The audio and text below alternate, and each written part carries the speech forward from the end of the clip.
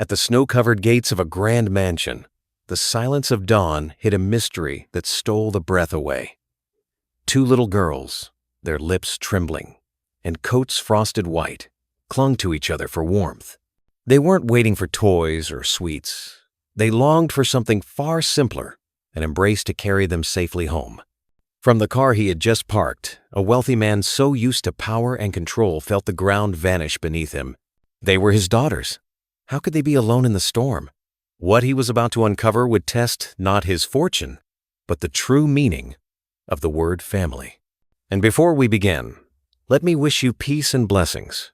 Tell me, what city are you watching from? And what time is it there? A luxury SUV pushed through the Illinois blizzard, but for the man behind the wheel, the road home had never felt longer. Alex Miller leaned forward, his shoulders tense beneath a tailored wool coat, both hands clamped around the steering wheel. The windshield wipers scraped rhythmically, struggling to clear the glass as sheets of snow whipped across the highway. Even with the heater humming, the cold seemed to press through the windows and settle in his chest. Chicago winters had always been merciless, yet tonight felt different. The storm carried not just ice and wind, but an unsettling sense that something waited for him beyond the turnpike. He had just returned from New York, where the week had been filled with boardrooms, late dinners, and contracts that blurred into one another. He had delivered results that pleased investors, smiled for cameras, shaken hands with men who measured life by numbers. But as the plane touched down and snow began to fall, he couldn't ignore the hollowness clinging to him more stubbornly than the cold. The highway was nearly deserted. Holiday lights that usually glowed along the route into Evanston were dimmed by thick snow. The city skyline had vanished behind a curtain of white, and only the faint green signs above the road reassured him he was still moving in the right direction. Beyond the glass, pines sagged under their icy burdens, their branches creaking like tired bones. He thought of Victoria. There had been a time, in their early years, when her laugh had warmed him more than any fire, when her hand slipped easily into his. But lately she had become a stranger, in familiar rooms, elegant, cold, her eyes fixed on the next gala, the next luncheon, the next excuse not to be home. Their conversations had shrunk into curt exchanges, delivered more like business memos than words of a shared life. And then there were the girls, Emily and Grace, 8 years old now, twins who had inherited hair lighter than his, eyes that had once followed him eagerly during brief appearances at breakfast before he vanished into the city. He mostly saw them through photographs his assistant printed, tucked into neat folders on his desk as if they were items to be managed. School plays, birthdays, Sunday mornings at church moments he had told himself he would attend next time. He tightened his grip on the wheel, hearing the excuse he had repeated for years echo inside his head. There will be time later. Yet tonight, with snow blinding the road, he whispered something different under his breath. Maybe this time will be different. The words fogged the glass and disappeared, but their weight lingered. At last, he reached the familiar exit. The ramp curved toward a quiet neighborhood by Lake Michigan, where stately homes hid behind hedges and wrought iron gates.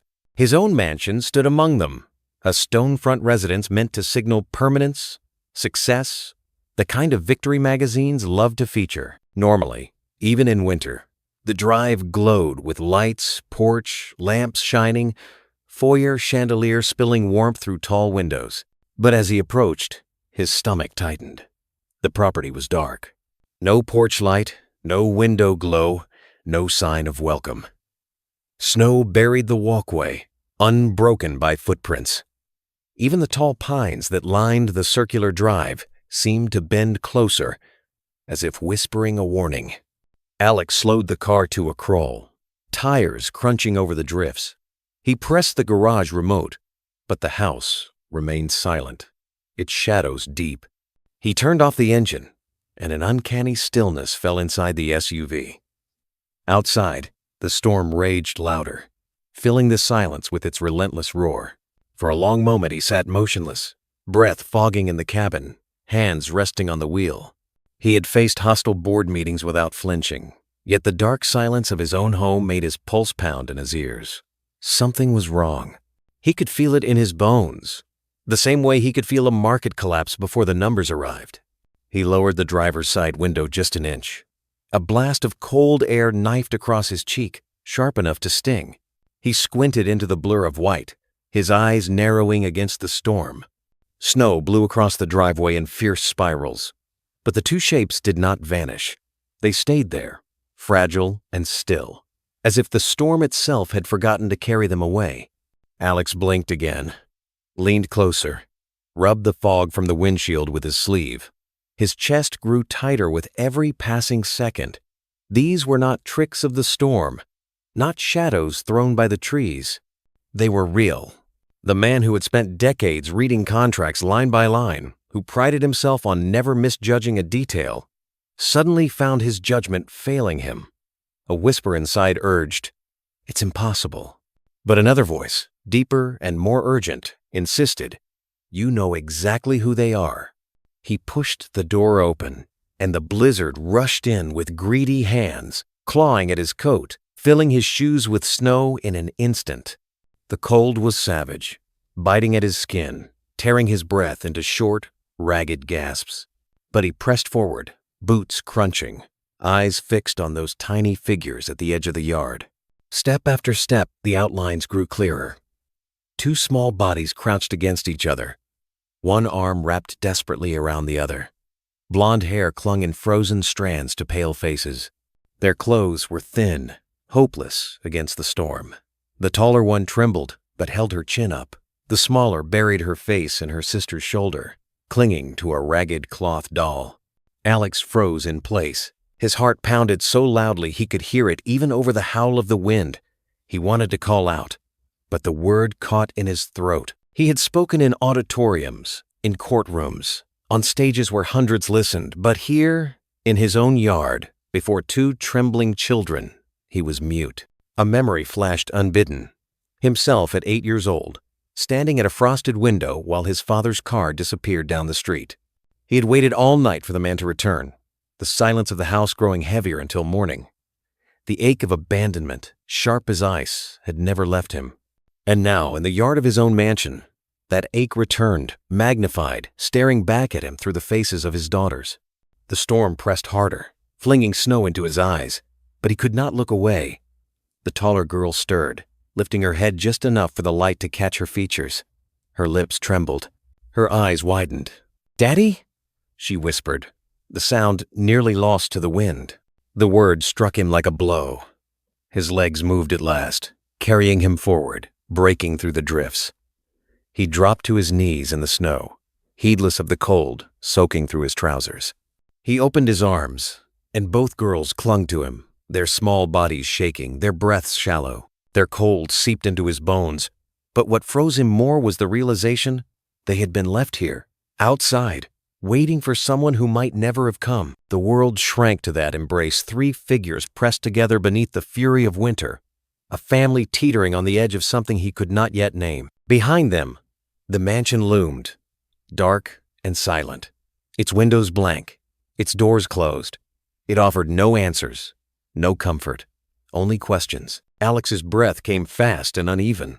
He wanted to rush them inside, to warm them, to demand why they'd been out here. But another fear surged in, colder than the snow against his skin. If these were his daughters, why had they been abandoned?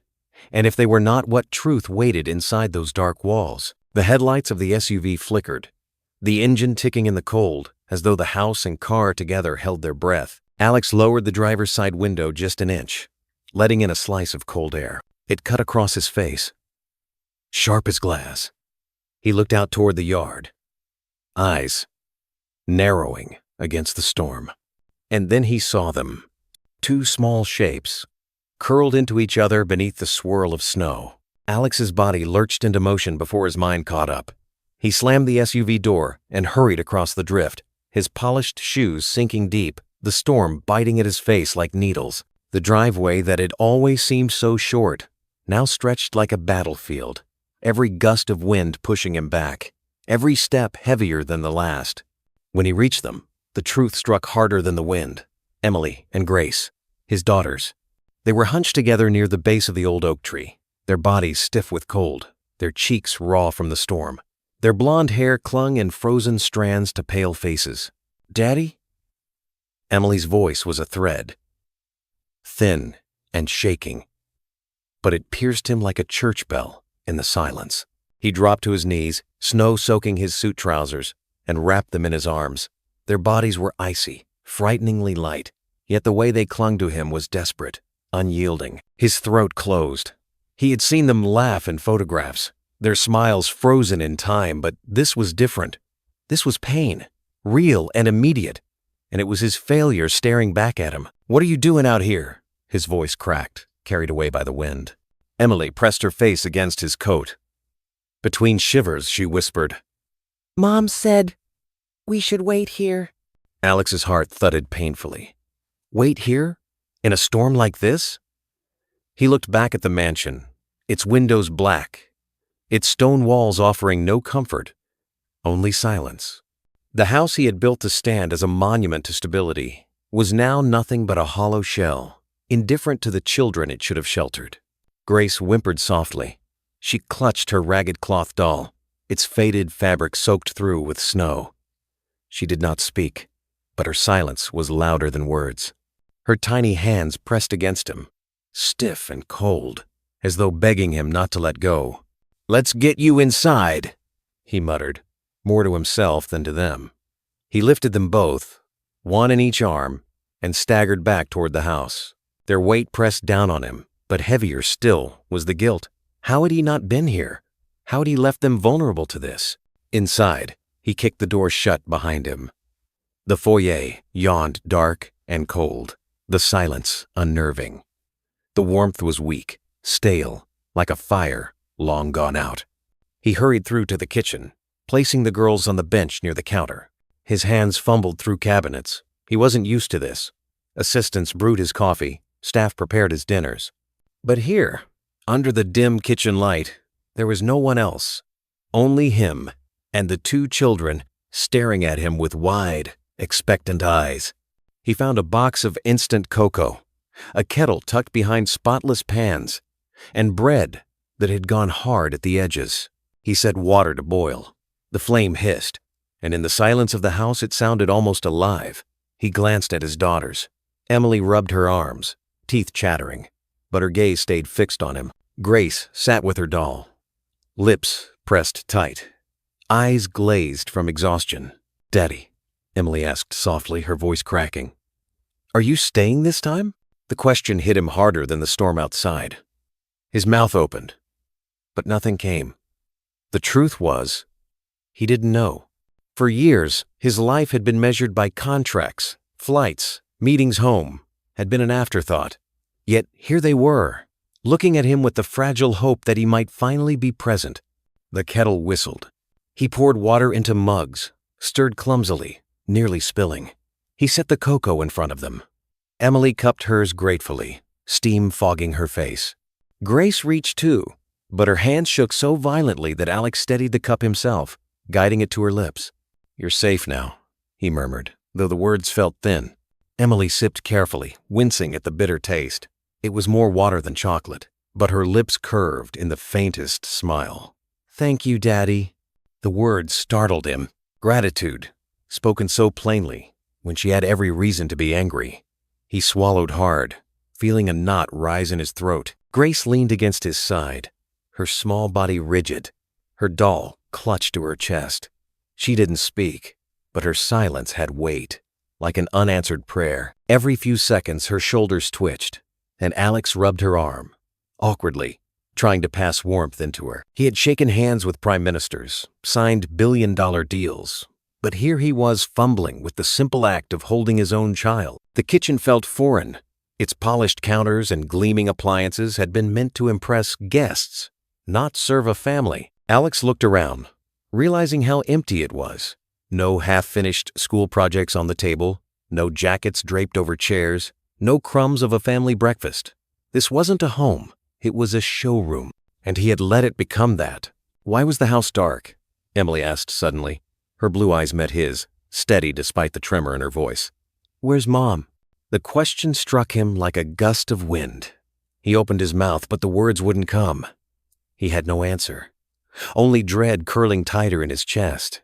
He stood abruptly, scanning the room. Something felt out of place. Then his gaze landed on the marble island. A wine glass, half empty, sat abandoned. Next to it lay a phone, sleek, slim, unmistakably Victoria's. His pulse quickened. He picked it up. The screen lit at his touch, revealing a single video file already cued to play. His stomach knotted. With a hesitant thumb, he pressed the button. Victoria's face filled the screen. Impeccable makeup, perfect hair, eyes gleaming with the cool detachment of a woman rehearsed. Her voice, calm and deliberate, cut through the kitchen silence. "They're not your daughters, Alex. I never wanted to be a mother." The words crashed over him like a wave of ice. His knees buckled, and he braced himself against the counter. He had expected anger, excuses, maybe even tears, but not this. Not the blunt cruelty of a truth spoken without hesitation. Emily gasped, the cocoa sloshing from her cup. "What did she say?" Her voice cracked with fear. Alex couldn't answer. He stared at the screen as if it might change, as if some hidden line might undo what he had just heard. But Victoria's face remained frozen, cold, and final. His chest heaved. For years, he had built walls against doubt, against weakness. But now, doubt tore them down in seconds. If they weren't his, then whose children had he been fooling himself into believing were his own? The phone slipped from his grasp, hitting the tile with a dull thud. The image of Victoria's perfect face stared upward, indifferent. Emily's eyes widened, shimmering with tears. Grace clutched her doll tighter, burying her face in her sister's shoulder. Alex pressed a hand against the counter, his breathing ragged. His heart pounded, not with the steady rhythm of a man in control, but with the wild panic of a man standing at the edge of a truth too heavy to bear. If they weren't his, then whose were they? Alex sat at the edge of the sofa in the living room, the glow of the fireplace throwing restless shadows across his face. Emily and Grace were wrapped in blankets near him, their heads pressed together, eyelids heavy after the shock of the night. Their breathing came shallow, uneven, as if the storm still lingered inside their small chests. He should have felt relief his daughter's safe under his roof, the house once more alive with warmth. Instead, unease gnawed at him. Victoria's words replayed in his mind like a cruel refrain. "They're not your daughters, Alex. I never wanted to be a mother." He leaned forward, elbows on his knees, staring into the fire. The flames licked at the logs, cracking with sharp little pops, but no matter how long he watched, they brought no comfort. His whole life had been built on certainties, financial reports, contracts, deals closed with signatures. But family was not so easily measured. Emily stirred, rubbing her eyes. "Daddy?" He looked up quickly, as though caught in some guilty thought. "Yes, sweetheart?" "Don't go away again," she whispered. Her voice was soft, but it pierced through the crackle of the fire. The plea struck deep. He opened his mouth to assure her, but words faltered. How many times had he left? How many nights had they asked for him, only to be told he was working late? His promises had always been plentiful, but his presence had been scarce. He reached for her hand. Her small fingers curled into his, fragile and trusting. Grace, still half asleep, shifted closer, clutching her doll. Alex studied their faces in the firelight, faces pale with exhaustion, eyes still rimmed with fear. And despite everything Victoria had said, he saw pieces of himself there. A tilt of the chin, the stubborn set of the mouth, even the way Emily's brow furrowed when she was troubled. But doubt coiled tight inside him. He remembered his wife's cold smile, the certainty in her voice. "They're not your daughters." If that was true, what did it make him? A man raising another's children unknowingly? Or a fool who had believed in a family that never really belonged to him? The flames blurred as moisture filled his eyes. He closed them quickly, unwilling to let the girl see. He rose, restless, pacing the room. Each step across the hardwood floor echoed louder in the empty house. His gaze traveled across the walls, artwork Victoria had chosen, sterile and expensive. No family photos hung there. Not a single frame of Emily and Grace smiling in the park, or Alex holding them at a birthday party, because he had never been there to take those pictures. The thought hollowed him. What would remain when the world stripped away money and prestige? Would these girls remember him as a father or as a stranger who occasionally passed through? A gust of wind rattled the windows, and Alex startled. He turned to the fireplace again, its warmth inadequate against the chill inside him. He pulled a blanket tighter around Grace, brushing a strand of damp hair from her forehead. She sighed softly, leaning into his touch. For a moment, something shifted in him, a quiet certainty, fragile but real. Whether by blood or by choice, these were his girls. He couldn't walk away. Not tonight, not ever again. And yet the questions clawed back. Why had Victoria left them outside? Why the cruelty, the coldness? Had she always despised motherhood? Or was this some punishment for him? The puzzle pressed at him with every tick of the grandfather clock in the corner. At last he turned away from the fire and climbed the staircase toward the master bedroom. The door stood ajar, the room beyond, perfectly staged. The bed made, the scent of perfume lingering in the air, a silk scarf draped carelessly across a chair. Everything in its place, as if Victoria had stepped out for an evening gala instead of abandoning her children in a storm. On the dresser sat a small wooden jewelry box. He reached for it almost absently, as though drawn by something beyond reason. Inside, beneath necklaces and rings, lay a folded envelope. The paper was yellowed with age, edges worn soft by time. His heart stumbled. The handwriting across the front was unmistakable. It was his mother's. Alex's hand trembled as he lifted the envelope from the jewelry box. It was impossibly light, yet it seemed to weigh more than any contract he had ever signed. He brushed his thumb over the faded ink of his name written in the looping, steady hand of the woman who had once been his anchor. His mother had been gone for nearly 15 years. She had lived quietly in a small town outside Peoria, far from the gleaming towers her son came to inhabit. She had never cared for money, never praised him for the suits or the cars, only for the times he stopped by to share a meal, to listen to her stories, to sit on the porch while cicadas hum. And now, here was her voice, preserved in paper, reaching across the years. He sat on the edge of the bed and carefully unfolded the letter. The paper crackled faintly, fragile as memory. His eyes scanned the lines, and the words seemed to rise from the page, speaking to him in her calm, unhurried tone. Alex, I know the world will tempt you to believe that success is measured by the weight of your wallet and the size of your house. But you and I, both, know better. I raised you to understand that the real measure of a man is whether he shows up for those who need him. Money can buy a roof, but it cannot warm a child's heart. Presence. My son presence is the gift no one else can give. His chest tightened. He lowered the paper for a moment, blinking back the sting in his eyes. Downstairs, he could hear the faint sound of Emily shifting in her sleep, Grace murmuring softly. The letter continued, as though it had been written for this very night. If ever you lose your way, Alex, remember this. Children do not care how many hours you worked or how many deals you closed. They remember the sound of your footsteps in the hall, the way you tucked them in, the times you laughed with them at the dinner table. Don't wait too long to give them that. Life is shorter than you think.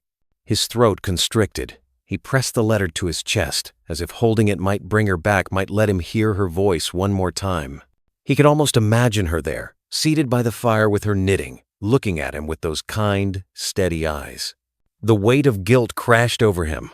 All the missed birthdays, the empty chairs at school recitals, the excuses made with smooth words and brief kisses on the forehead before leaving again. He had told himself he was building a future for his family, but his mother had seen through the illusion long ago. She had known the cost.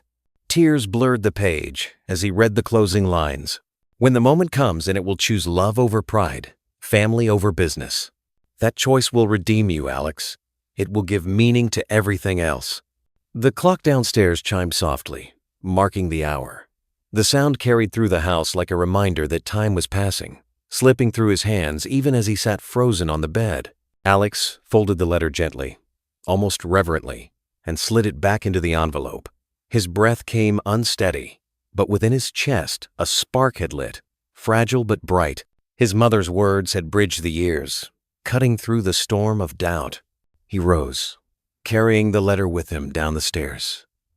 The firelight in the living room flickered weakly, shadows dancing across the walls. Emily and Grace slept curled together on the sofa, their small hands tangled, their faces softened in slumber. Alex stood watching them, the letter pressed against his heart. The storm outside had quieted, but inside him the questions still raged. He knew one thing: the time for half-presents, for broken promises, was over. But what if Victoria was right? What if these children weren't his by blood? Could he still choose them? His mother's words echoed. Presence is the gift no one else can give. He sank into the armchair across from the sofa, exhaustion tugging at him. His eyes closed for a moment, heavy with the weight of the night. And then, in the hush of the room, a small voice stirred him. Emily, half awake, gazed at him through sleepy eyes. Her lips parted, and she whispered, "Daddy, are you really our father?" The question landed like thunder in the quiet room, leaving him breathless, staring at the child who had voiced the doubt gnawing at his very soul. He sat at the dining table with the letter spread before him, the firelight from the living room casting a dim glow over the paper. His hands hovered above it, reluctant to touch, as if the ink might smudge and erase his mother's voice forever. The girls slept nearby, curled together under blankets on the sofa. Every so often Emily murmured in her sleep, and Grace shifted, clutching her doll closer. Their fragile breaths rose and fell, steady but thin, like the last embers of a fire. Alex lowered his gaze back to the page. Each line carried the cadence of his mother's voice, the gentle firmness that had guided him as a boy, the warmth that no success had ever been able to replace. Presence is the gift no one else can give. He whispered the words aloud, as though speaking them might anchor him. The sound trembled in the quiet house. Memories rose unbidden. Summer evenings on the porch swing, his mother humming old hymns while the sun melted into the horizon. Sunday mornings when she insisted on pancakes before church, always with a kiss on his forehead as he tried to rush out the door. She had lived simply, but fully, always present. And he, her only son, had chased a life that had pulled him further and further away.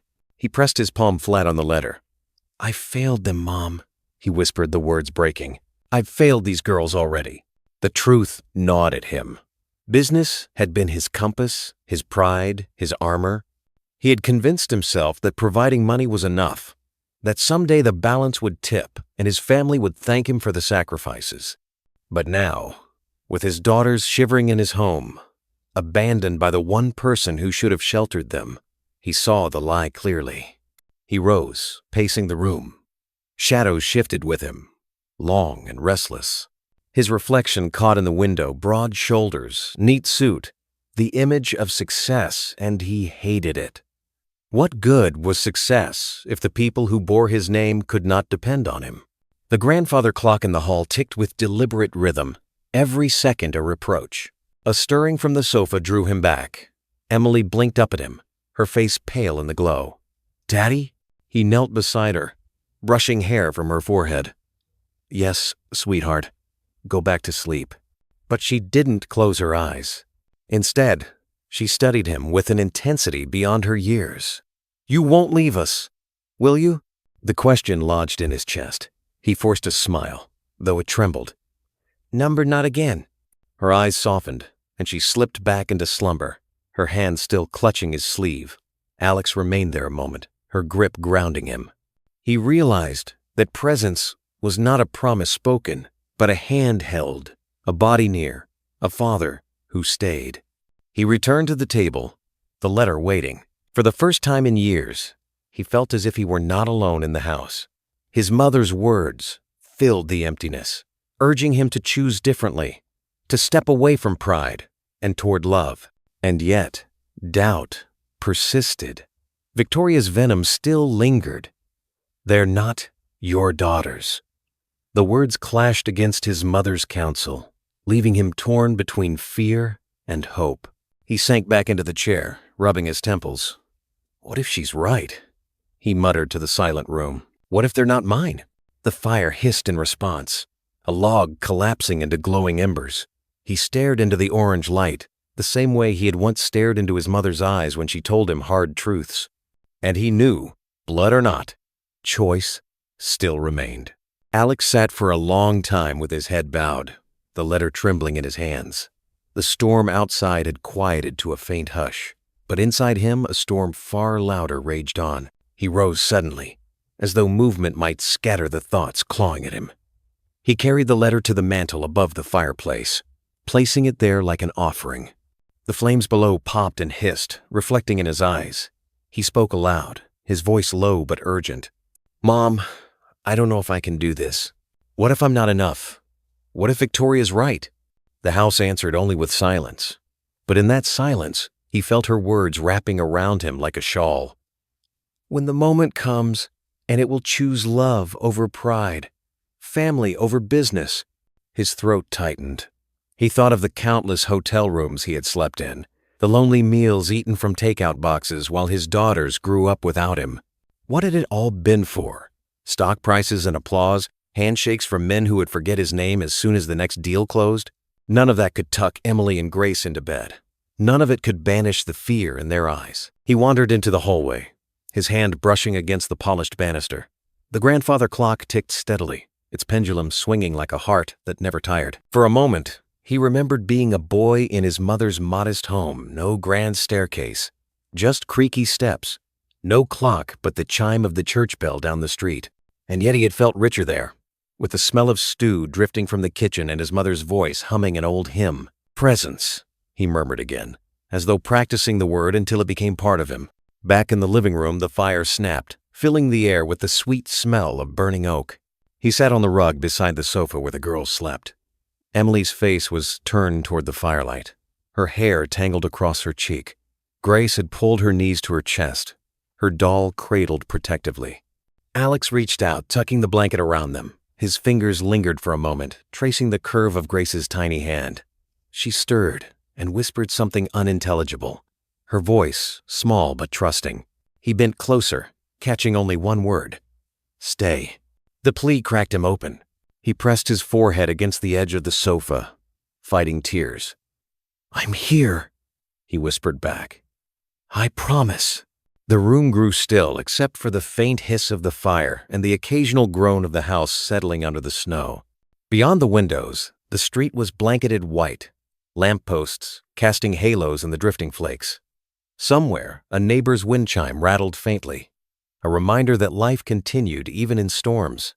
Time blurred. He sat there for hours, the letter pressed against his chest, the girls breathing steady beside him. And in that quiet, he realized something his mother had always tried to teach him.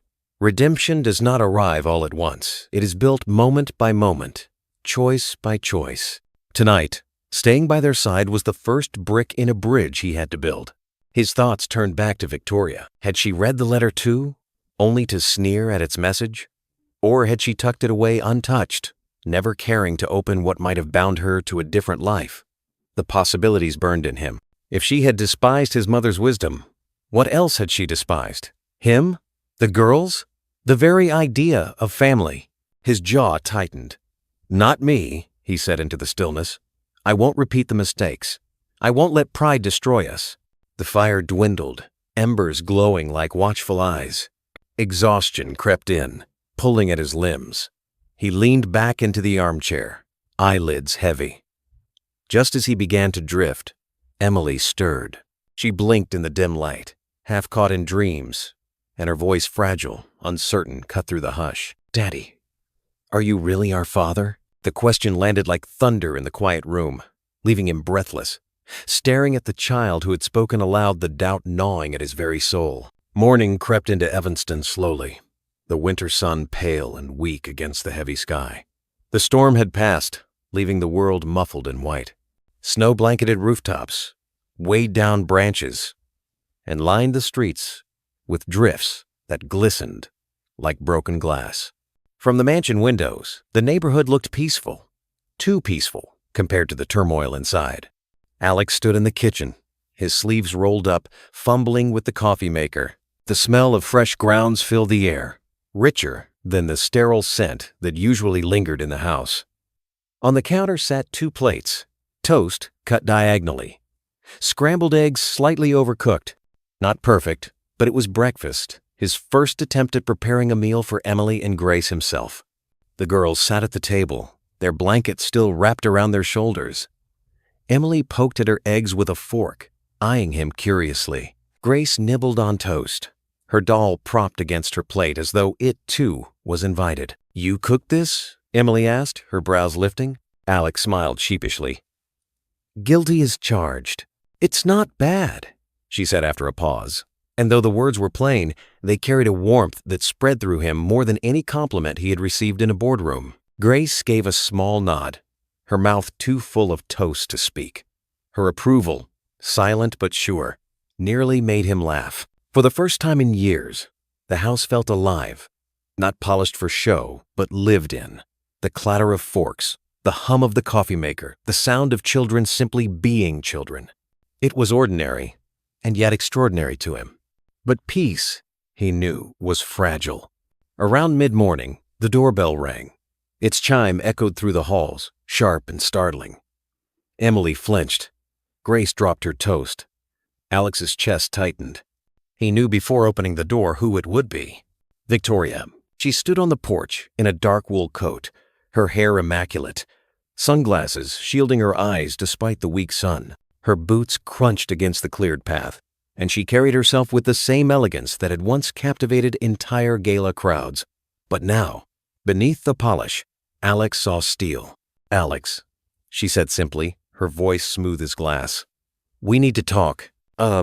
He stepped aside reluctantly, and she swept in, her perfume trailing behind her like an uninvited reminder of their life together. She glanced at the breakfast dishes still on the table, her mouth curving into something between disdain and amusement. "You cooked?" she asked, as though the idea were absurd. Emily and Grace pressed closer to their father, their eyes wide. Victoria's gaze flicked toward them, cool and distant. "Girls," she said, nodding, offering nothing more. The tension tightened like a wire. Alex straightened, his voice firm. "Why did you leave them outside last night? In a storm?" Victoria removed her sunglasses slowly, folding them with deliberate care. Her eyes met his, unflinching. "I needed space. I told them to wait, and I knew you'd be home soon." His jaw clenched. "They could have frozen." "They're fine," she replied dismissive. "Don't exaggerate, Alex."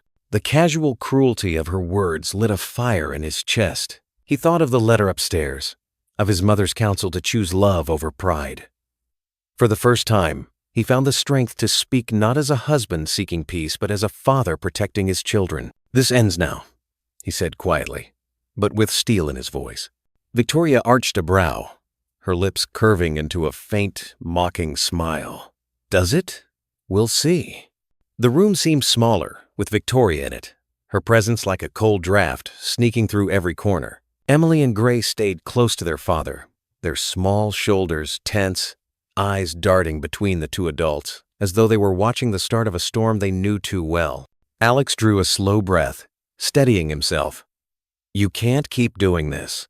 They're not props for your image, Victoria. They're children. Our children." Her laugh was soft, sharp, and without mirth.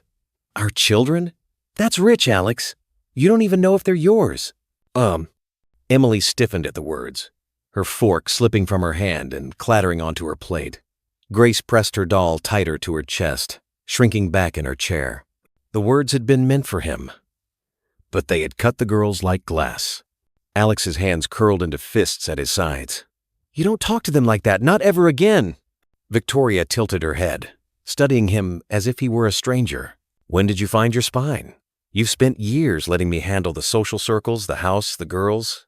All you ever cared about was your empire, and now you want to play the noble father?" Her words hit hard because they weren't entirely false. He had been absent, choosing flights and meetings over bedtime stories. But absence wasn't abandonment, and last night had shown him the difference. He stepped closer, lowering his voice, but filling it with resolve. "You're right about one thing. I wasn't here enough. But that changes now. I won't let you hurt them. Not with your words, not with your indifference." Victoria's expression flickered, surprise breaking through her polished mask for a heartbeat. Then it hardened again. "Do you think you can just claim them? You think you can erase me? The courts won't see it that way, Alex." He froze. "The courts?"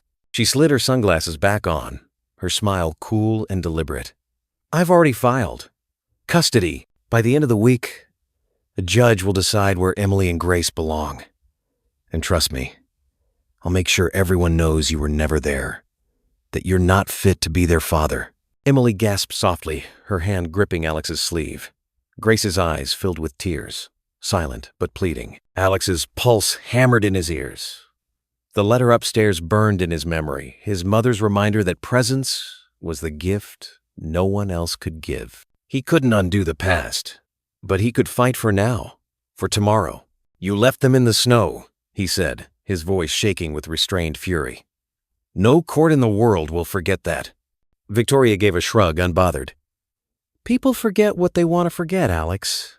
Money smooths everything. Reputation is malleable. You should know you built yours on image." The air between them tightened, thick with unspoken history. For years, he had yielded, avoiding confrontation for the sake of appearances. But the sight of Emily and Grace clutching him now left no room for cowardice. He knelt beside the girls, drawing them close.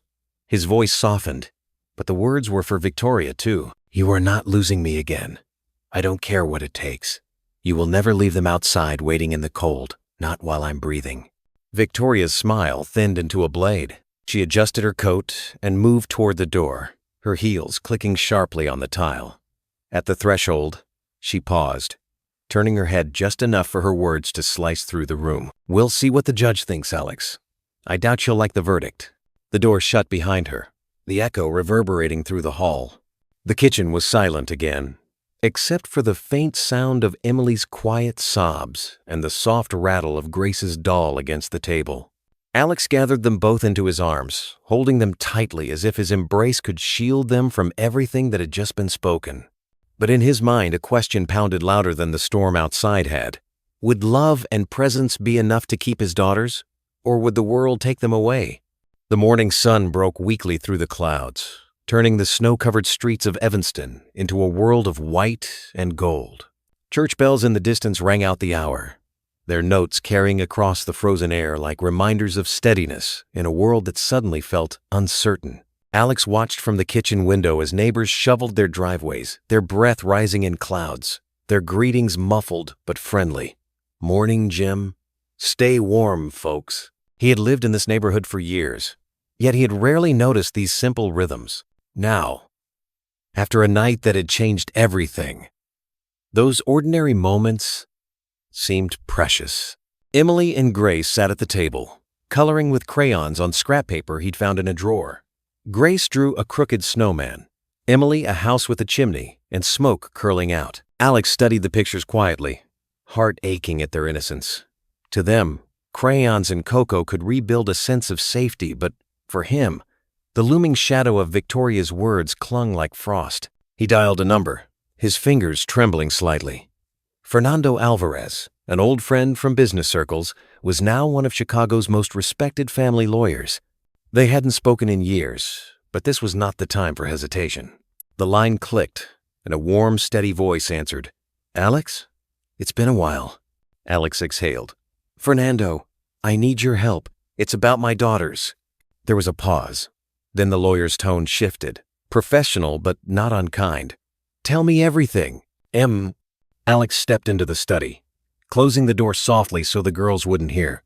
He spoke of the storm, of finding Emily and Grace outside, of Victoria's chilling words, and finally, of the threat she had made. As he recounted it, the weight of it pressed heavier, but Fernando listened without interruption. At last, Fernando said, "If she's filed for custody, we'll need to move quickly. Documentation, witnesses, any evidence of neglect. Do you have anything?" Alex thought of the phone, the video, Victoria's own voice declaring she never wanted to be a mother. "I have proof," he said quietly. "But it's painful." "Painful is often necessary," Fernando replied. "But Alex, you also need to show the court that you're ready to be present. Custody isn't just about proving she's unfit. It's about proving you're fit." The words cut deeper than intended, but Alex nodded slowly. "I understand." He returned to the living room. Emily looked up, crayons scattered across the table. "Who was that?" "A friend," Alex said gently. "Someone who's going to help us." She studied him with cautious hope. "So, we won't have to leave?" Alex knelt beside her, meeting her eyes.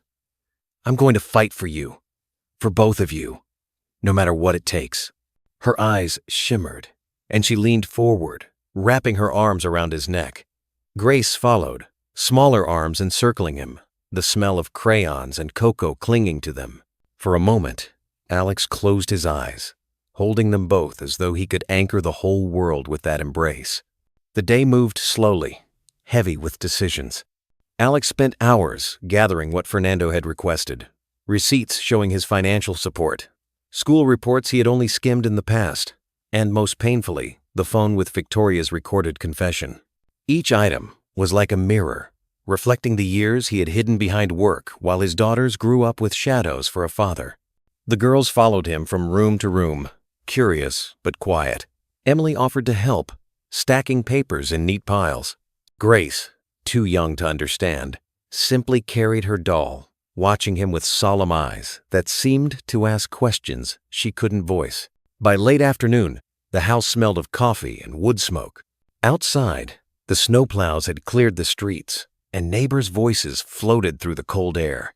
Alex found himself listening to them with strange longing families calling children in for dinner, a dog barking, laughter spilling from a porch. Ordinary sounds, yet for him they struck like revelations. When Fernando arrived, his presence filled the foyer with calm authority.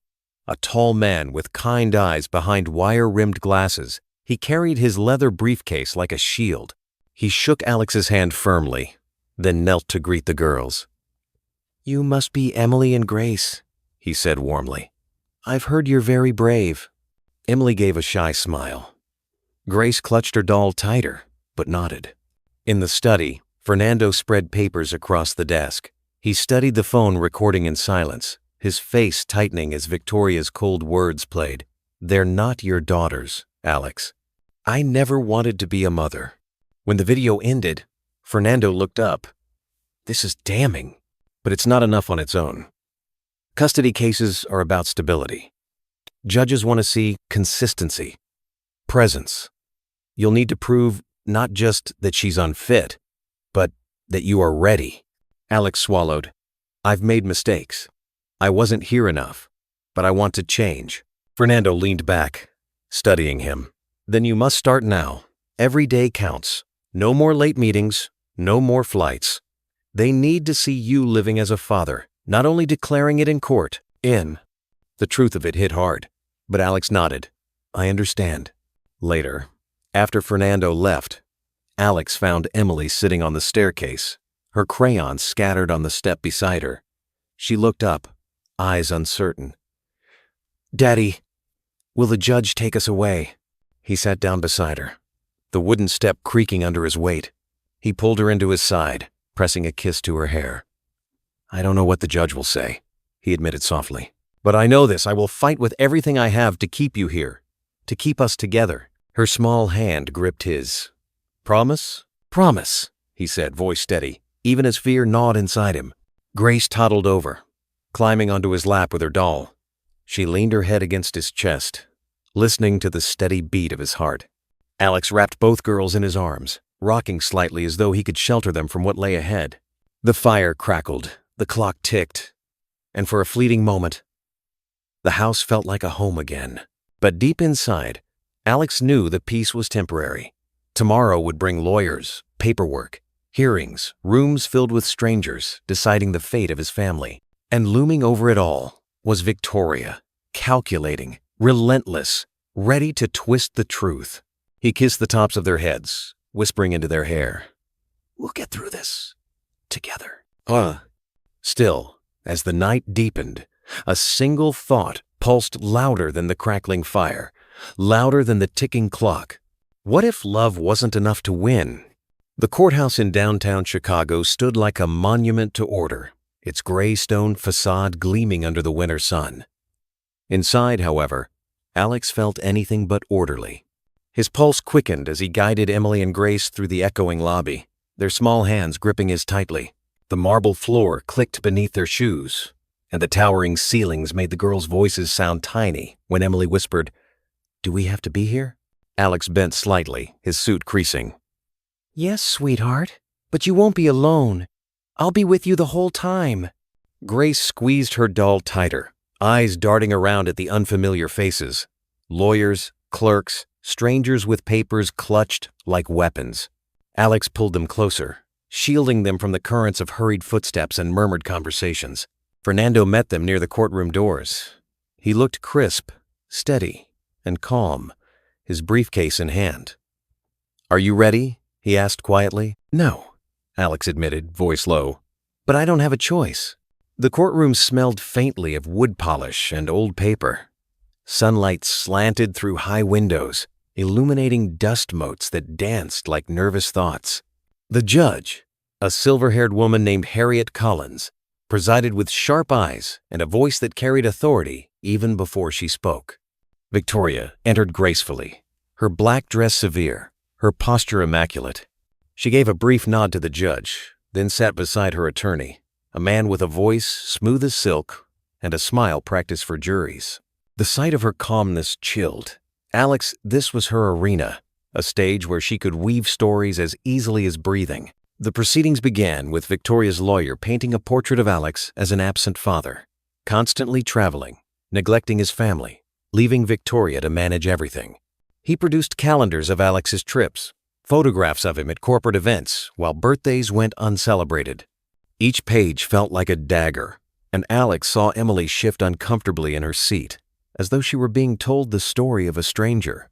Then Victoria spoke. Her voice trembled in just the right places, her eyes glistening with carefully timed tears. She described the strain of raising children alone, her desperate need for rest, and how she had suffered an emotional break on the night of the storm. Alex clenched his fists under the table. He wanted to shout, to tell the room how cold her words were, how false her performance. But Fernando's hand on his arm kept him grounded. Wait. When it was his turn, Alex rose slowly. The courtroom seemed to shrink around him. He spoke not as the polished CEO, but as a father clawing back lost ground. He admitted his faults, his long absences, his misguided belief that money was enough. He told them about the night of the storm, how he had found his daughters shivering in the snow, how their voices had pierced him deeper than any loss in business ever could. His voice broke only once, when he said, "I thought I had built everything, but what I had neglected were the only treasures worth keeping." A murmur stirred in the room. Even Judge Collins leaned slightly forward. But Victoria's lawyer wasn't finished. He rose smoothly, holding up a document. "Mr. Miller, you speak of love now, but can you prove these girls are truly yours? Isn't it true your wife told you they may not be?" The words hung heavy in the air. Emily gasped softly, her eyes wide. Grace's doll slipped from her lap and hit the floor with a dull thud. Alex's mouth went dry. The doubt he had wrestled with in silence was now laid bare before strangers, before his daughters. His heart pounded in his ears. He searched for words, any words, but none came. The silence that followed was suffocating. Every pair of eyes in the courtroom seemed fixed on Alex, waiting for his answer. He could feel Emily's gaze burning into him, her tiny hand gripping the edge of her seat. Grace leaned against her sister, her face pale, lips trembling as though she might cry out. Alex's throat tightened. The cruel irony was that Victoria's lawyer had voiced the very question that had haunted him for weeks. Was he truly their father? And even if the blood test said otherwise, what did fatherhood really mean? He steadied himself, taking a breath. "I don't know if a test would satisfy you," he began, his voice raw but clear. "What I do know is this. Those girls call me Daddy. They reach for me when they're afraid. They trust me. And I will never abandon that trust, no matter what anyone in this room decides." A ripple moved through the courtroom, some jurors nodding faintly, others hiding their reactions. Judge Collins regarded him carefully, her expression unreadable. Fernando rose, his voice steady. "Your Honor, we ask permission to submit a recording into evidence." The judge nodded. "Proceed." Alex's phone was connected to the courtroom monitor. The screen flickered, and Victoria's face appeared. Perfect makeup, cold smile, voice sharp as a blade. "They're not your daughters, Alex. I never wanted to be a mother. These girls, they're your problem, not mine." Gasps broke from the gallery. Even the stenographer faltered before continuing to type. Emily covered her ears, tears brimming. Grace buried her face in her doll. Victoria shifted in her seat, her composure cracking. "That was taken out of context," she protested, her voice rising. But the damage was done. The courtroom had seen her cruelty, her detachment. For the first time, her mask slipped, revealing not a fragile mother but a woman who had turned her back on the very children she claimed to protect. Fernando pressed on. "Your Honor, we contend this video demonstrates clear intent of abandonment. These children were left outside in a storm, placed in danger by the very person who now seeks custody. Whatever shortcomings Mr. Miller may admit, he has never and will never choose image over their lives." Judge Collins tapped her pen against the bench, the sound echoing like a gavel. She studied both parties in silence, the weight of her decision pressing over the room. Finally, she spoke. "This case is complex. It raises questions not just of law, but of responsibility, of love, and of truth. I will review all evidence before rendering my judgment." The gavel struck once. Court adjourned for today. Chairs scraped. Voices rose. Papers rustled. But Alex remained frozen, his daughters clinging to him. Emily's whisper pierced through the noise. "Daddy, will she take us away?" He pulled them close, his jaw set, though his eyes betrayed the storm inside. "I won't let her," he promised, voice steady. But as he guided them out of the courtroom, the question gnawed deeper than ever. Would a promise and love be enough against the law? The day of judgment arrived, with a sky the color of pewter. Snow lingered on the courthouse steps, trodden into slush by countless shoes. But inside the building, the heat was stifling, heavy with anticipation. Alex walked slowly, Emily and Grace on either side of him, their hands small and warm in his. He had not slept much the night before. Every tick of the grandfather clock at home had reminded him that time was slipping away, carrying him toward this moment. But as he glanced down at his daughters now, he drew strength from their presence. Whatever happened, they knew he had stood with them.